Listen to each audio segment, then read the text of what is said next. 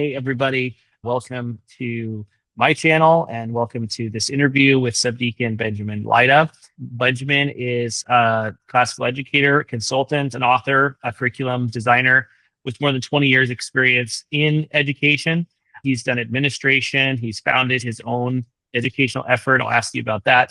And he does consulting and training for schools all over the country. And I can now say all over the world because you're going to Australia. Am I right? Yes, sir. Yeah, that's right. Looking forward to it. Subdeacon Benjamin offers the why and the how, the big picture and the tactical nuts and bolts of how to create a living classical education for your school and homeschool. Subdeacon, thanks for taking some time to interview. Yeah, absolutely. My pleasure. It's really nice to talk to you today.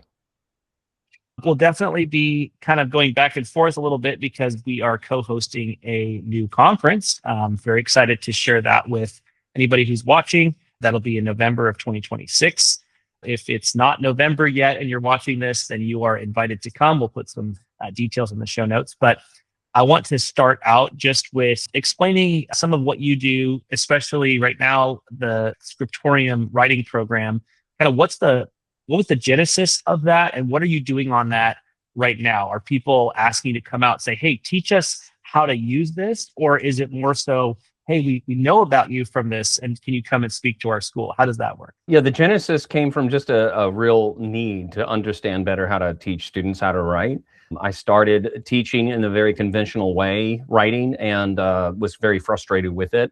And so I'm not a scholar of writing, I'm not going to say, but this is all just from the trenches. This is from experience. It's from kind of digging in there and saying, hey, this isn't working. When we teach students how to write with an outline where they just have to fill in the blank, where they have to write a 5-paragraph essay, 5 sentences in a paragraph, this kind of almost, it's almost like it's almost like painting by number, right? It's like, put this on this line, this on this line, this on this line is kind of how sometimes we teach writing. So digging into all of that, for years, I started practicing using the Proto-Mata, which is 14 exercises from the classical world. It's actually the proto-exercises, the pre-exercises before formal rhetoric. And they teach students how to invent ideas. They teach them to write from ideas rather than from outlines. So I've had students complaining, hey, I've got these ideas and I have to cram it into 5 sentences, or I don't have enough ideas to fill 5 sentences. I'm just stretching out this one idea. So we do away with that and we say, no, you need to start with an idea. A topic of invention will show you how you can begin to write with a definition, a narration, an analogy, an opposite. These are the simplest kinds of topics of invention that a 4th grader can understand, and they can write meaningfully from beginning with an idea. And then later, we find the form to fit the idea rather than cramming our ideas into the form. And that's, I'd say, the biggest difference between kind of the conventional approach to teaching writing and now. So I was trying to implement this in the classroom, and I talked about it with a dear friend of mine, Adrienne Fries. For years, she heard me talking about it. The school I told you about, St. George School, that I founded, I was implementing it there in full force. And she finally said to me one day, hey, if you want to write it, I'll help you with the pilot. And it was so encouraging that's what we did. And so we launched it officially after the pilot in March of 2025. And in our first year, we're already selling it all over the world. Somehow people are finding out. I've gotten some calls from people in Egypt and South Africa. Interesting conversations, and people are really hungry for this. They're hungry for an approach to writing that's actually enjoyable, that's intuitive, that's simple to implement if you're a homeschooler or a new teacher. If you're an administrator and you have a lot of turnover with your teachers, this kind of book, you can open it up and go and read to the students the lessons, and the students are writing as soon as possible. I've tried to do away with a lot of busy work, and I want students to be able to write, because we learn by writing more than by talking about writing. So those are some real basics. It's been a great adventure. Yeah, and then to the second part of your question, yeah, people, they've invited me to come teach them how to implement this curriculum at their schools. And so it keeps my schedule pretty busy in the summer. We're moving into that right now. So I'll be traveling all over the place, including a couple of talks like you mentioned. I was invited to go out to Australia, which is very exciting. So kind of one of those once in a, you see Crocodile Dundee when you're a little kid and you think, oh, that'll never happen, right? Nobody probably remembers that movie, but Oh, that movie's dear to my heart. I say that's not a knife, like sort of regularly, probably too much. Um, or something like, you think that's coffee? That's not coffee. This is coffee. I refer to that one. Um, so people are actually picking this up and they're finding it useful, and it was built in the trenches. That's really cool, because I've used the Memoria Press, Selby, a ProGym curriculum. I've used a little bit of the Classical ICAM Press one. And then I've also just tried to kind of teach it myself, because I find that some of the, let's say, archaeological approach to, like, let's take the ProGym in its pristine form and teach kids that, it doesn't translate immediately and obviously. Yeah.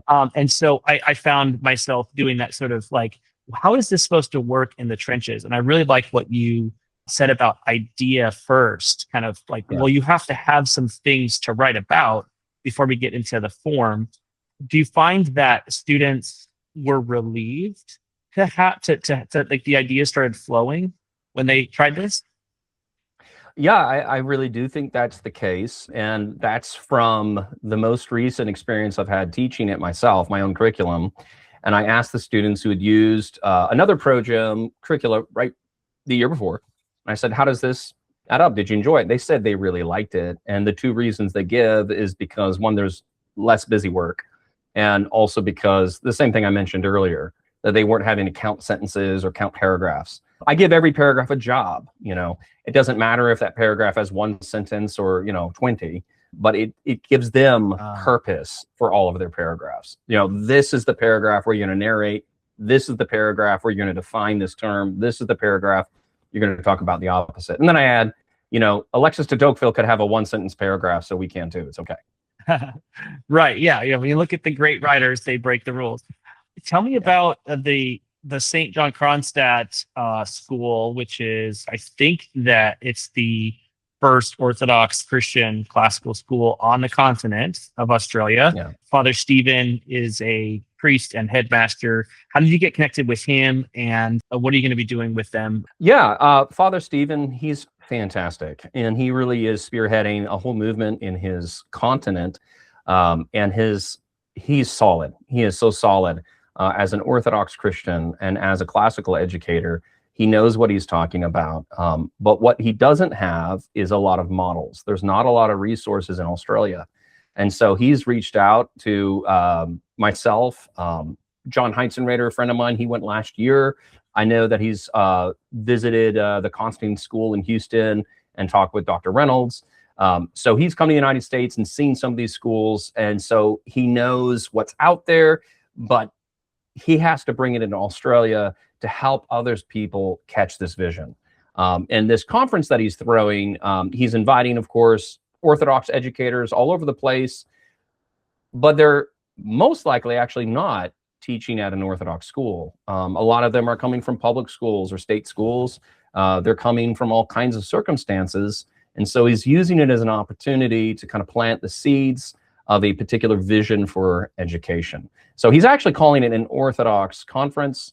He's not calling it a classical education conference, but as he said, I'm sneaking that in there because there's a lot of misconceptions about what classical is, which actually kind of also relates to what we were just talking about.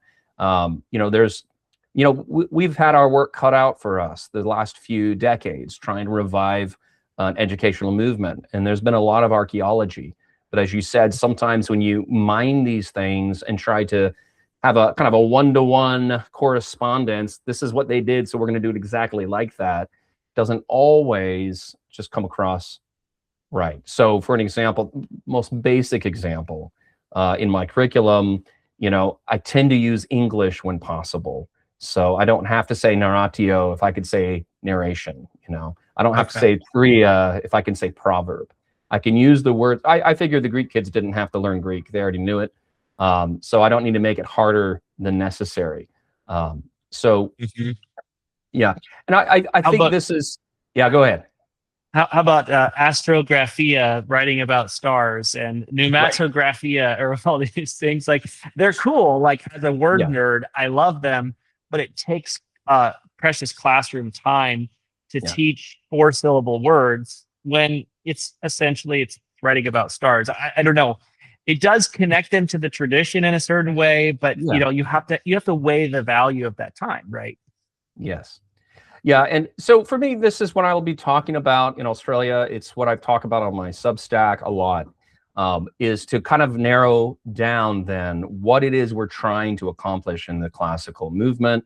And for me, it comes down to an education of the heart. There's a sort of disembodiment that has occurred most explicitly since the Enlightenment period, where it's all reason, all rationality. And so if we think that classical education is simply a return to logic, I think we've missed a whole lot of the tradition. Even Plato talks about a conversion in education with this whole famous analogy of the cave. It's a change of heart, it's a change of vision, it's a change of direction. And so the terms I tend to put it in is it's about educating the heart. This is so essential, and especially as Orthodox Christians, we recognize that this is the heart we're talking about here. We have a great word for this, right? We have the education of the nous, this kind of opening up to reality, right? So if we can shape desires, if we can turn their spiritual eyes toward the right things through through these material means of education, this is the kind of thing that I'm looking for when I talk to teachers and train them, when I talk to students. This should be our conversation. I love that message, and I've watched a couple of your talks online, and that's something that really resonated with me. The education of the heart. The heart can be a vague word. We kind of know what we mean by it. In terms of the whole idea of the noetic life or noetic cultivation or purification. Can you speak to this idea of poetic knowledge? Like, how does education of the heart and poetic knowledge connect? Because the word poetry doesn't mean heart, but there's some connection there, right? Yeah, there is. So if we want to talk about the poetic knowledge, it's hard to even enter into that conversation without mentioning John Senior. So I'm going to go ahead and take a moment and mention him. John Senior is a mid-20th century educator. He is, I think, prophetic in his understanding of how culture was changing. He was working at Kansas University in the 1970s, and having been well educated himself, and then receiving these freshmen to the university, he saw that these students were unable to do university work. They're unable to do college work to get into the analytical disciplines, because they had missed a sort of fundamental education. And this is, well, I'll go back to that.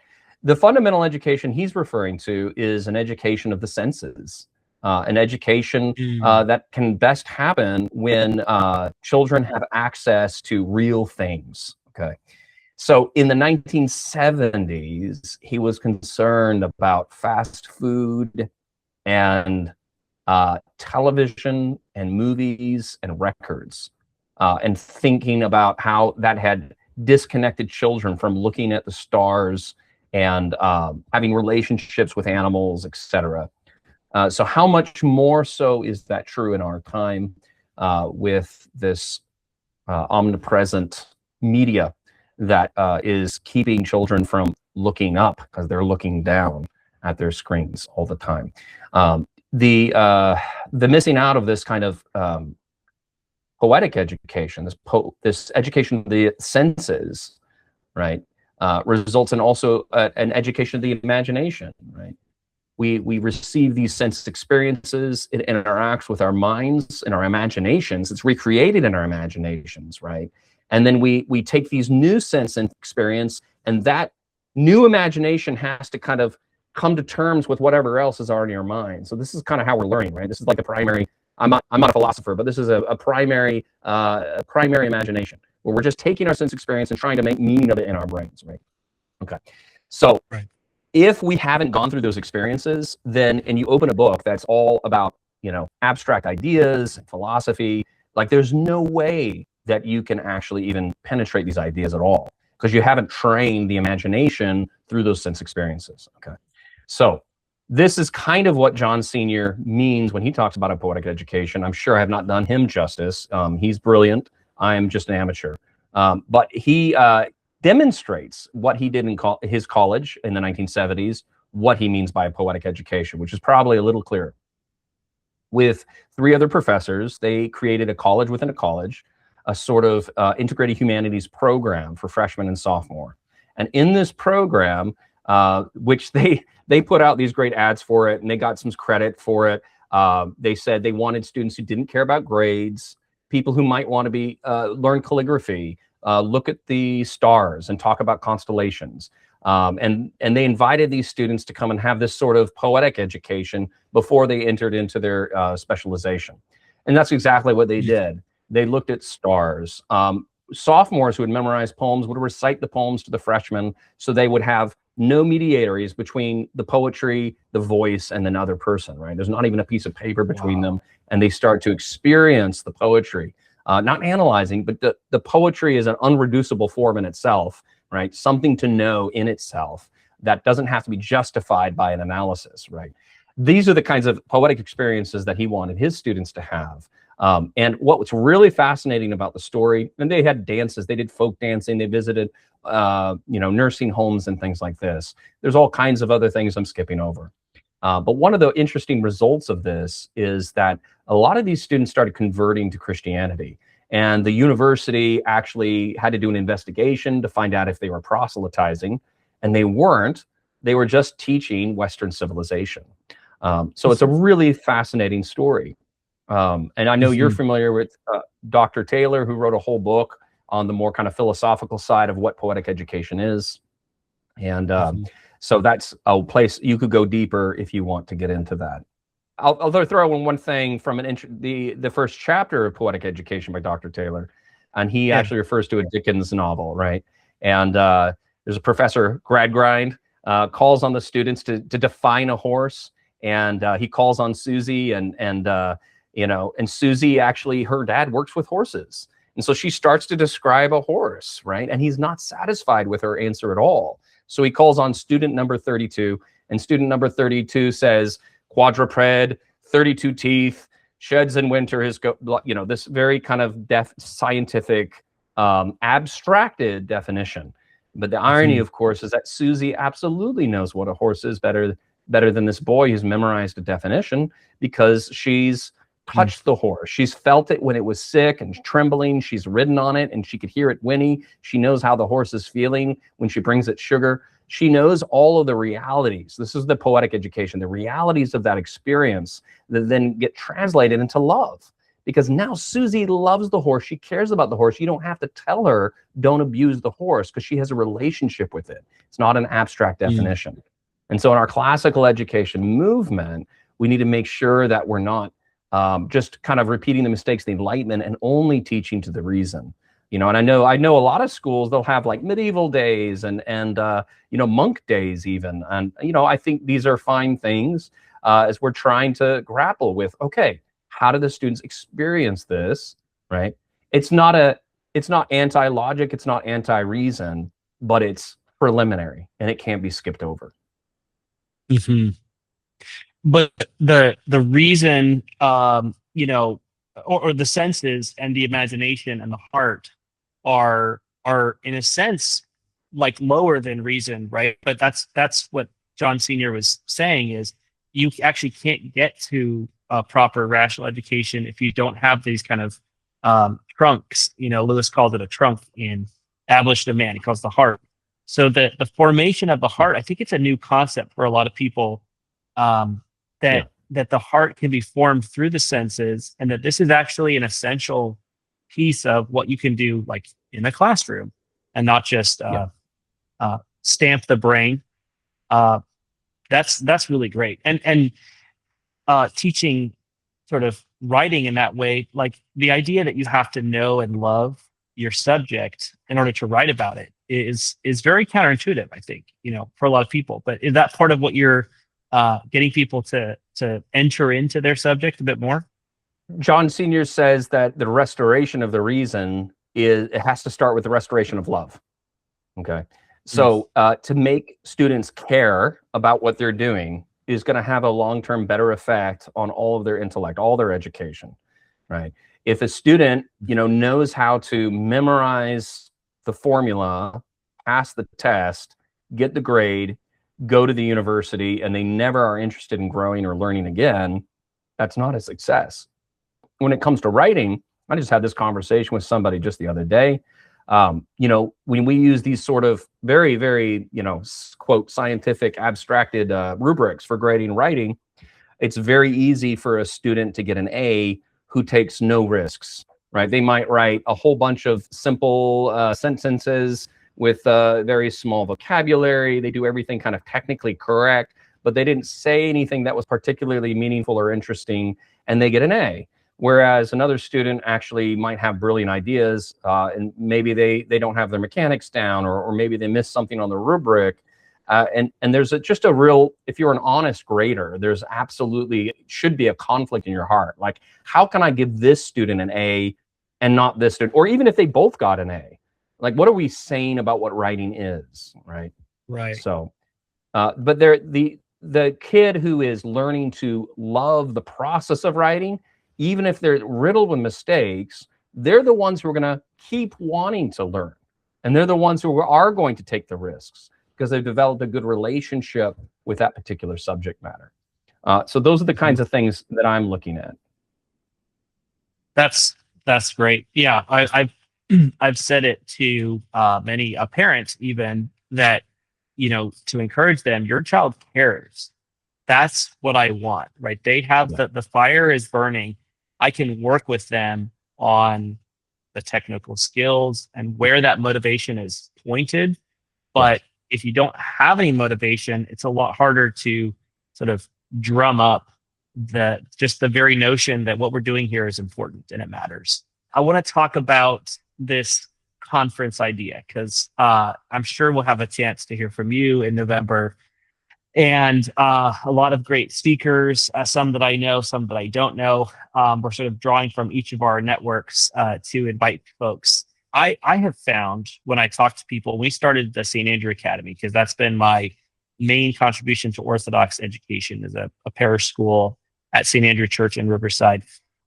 People just came out of the woodworks to share with me, to either come visit or it would come up at conferences and say either I want to do that or I'm doing that, but I feel alone, essentially. And, so I felt that desire to connect with folks. How has that been for you traveling around, speaking, in terms of connecting with Orthodox folks? Have you seen that same desire to connect, or, where does that desire for you come from? I've gotten to talk to a handful of Orthodox folks, either just beginning the school or talking about starting the school. Some are in larger co-ops with Orthodox and Catholic and Protestants all together. But either way, I think that there's a real awakening of interest and desire in educating our own children. The state has...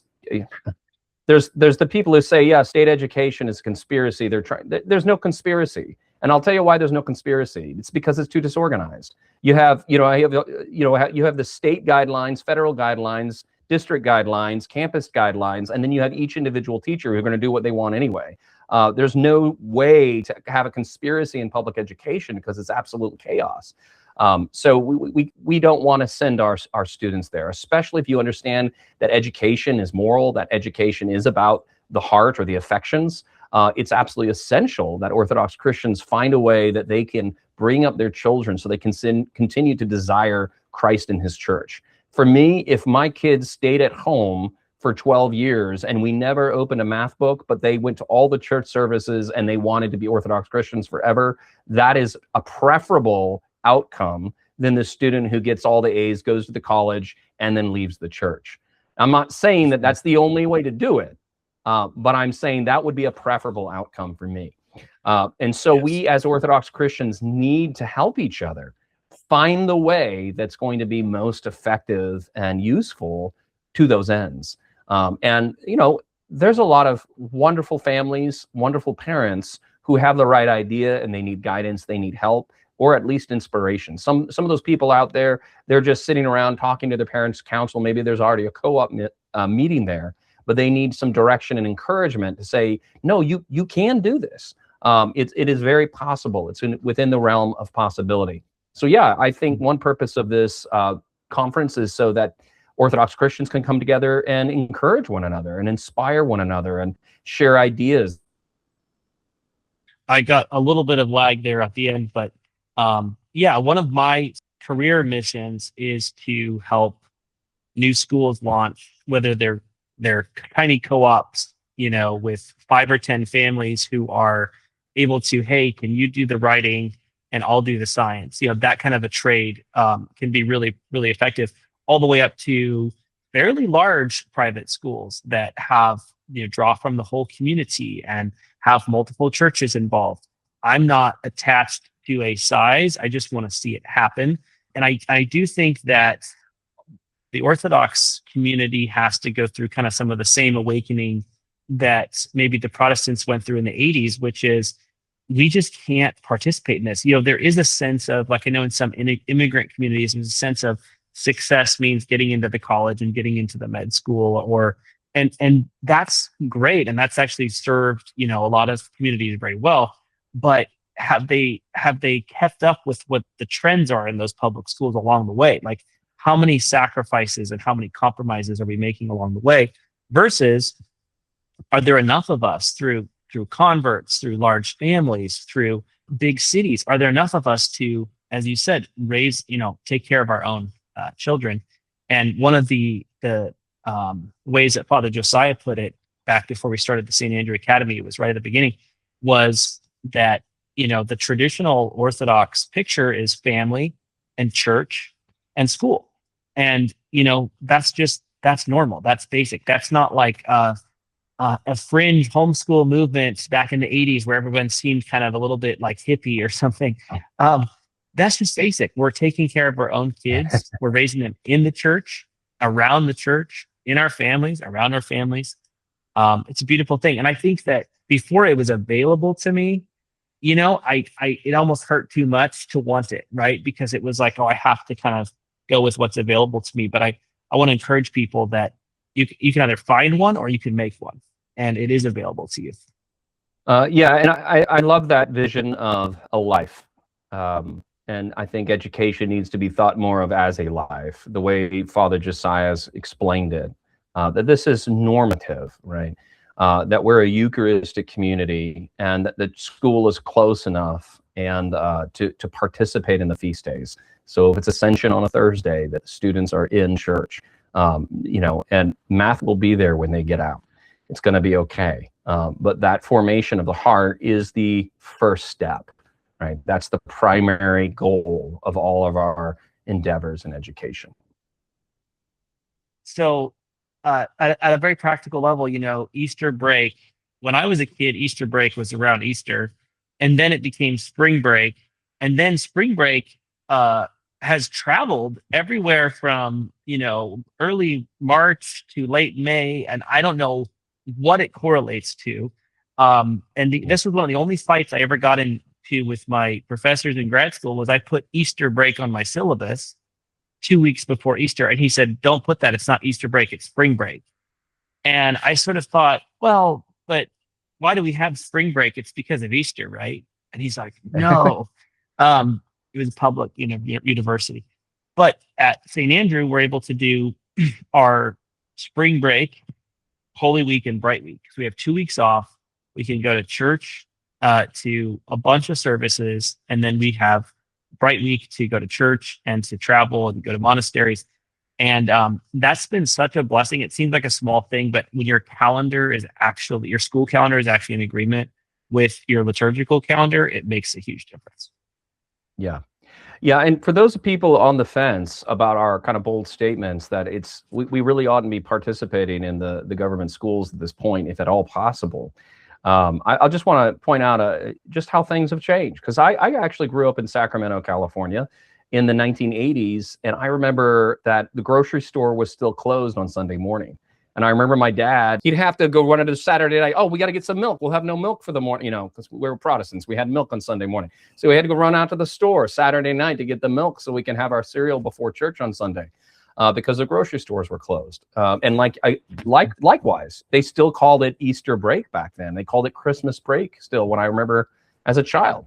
But things have changed so much. We've completely departed from that, where there has to be some encouragement for people to think about, it's not the same school that you grew up in, or it's not the same school your parents grew up in, the government schools. And so I think we have a wonderful opportunity, though, that more and more states are a little more friendly to homeschoolers. They're friendlier to parish schools. This is a good time. There's even some monies in some situations that are available. I know that I've done some consulting, and I know that even an Orthodox school I've been able to apply for state money to pay for my consulting. So there's opportunities that we can take advantage of to help us in this endeavor. Maybe it won't be there forever, but it'd be a great way to kind of get these kinds of schools launched. For sure. Yes. I want to give a shout out to St. Gregory Palamas School in Akron, Ohio, that's starting out. And they do have this voucher program, and that makes all the difference. You know, I've looked at both budgets, with and without, and it's a huge practical difference. And they have a great patron saint, St. Gregory Palamas, for an Orthodox school. It's prime. Well, that's our time, Subdeacon Benjamin, and I want to respect your busy schedule as well. But look forward to talking more about this conference, sharing that with people. Thanks so much for taking some time to talk to me. Yes, sir. And God bless you.